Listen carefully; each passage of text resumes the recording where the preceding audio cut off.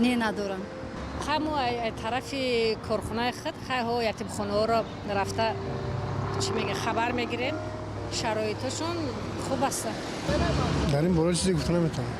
من درباره یتیمخانه معلومات دارم و با نظر ما میرسد که بسیار میشنویم که بعضا صاحبکارای ما دستگیری هم میکنن از طرف ولایت. ما شنیدیم هست با فکر من که نقض وقتی صاحبکار دستگیری نقض میشه همش.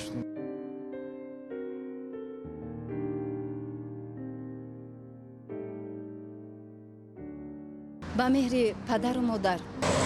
همه مهر پدر مادر نمیرسه. با فکر من با یتیمون مهر پدر مادر. مهر پدر و مادر. خیلی خدا رو شکرانه استقلالیت گفتم که قریب همه چی به ما میرسه. وایدا کمک نمیسون در کار وایدا برای دارو خریدشون برای چون نمیرسه وایدا. اونها چه خبر اونها با مهر پدر و مادر اصلا در کار.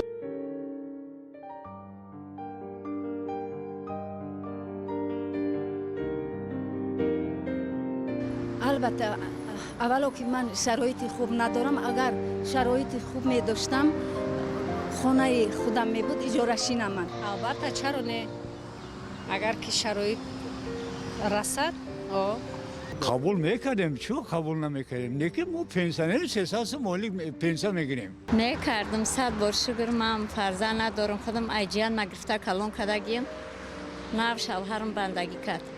اگر امکانیت میبود حتما نه که خانه خمون نگودک بسیاره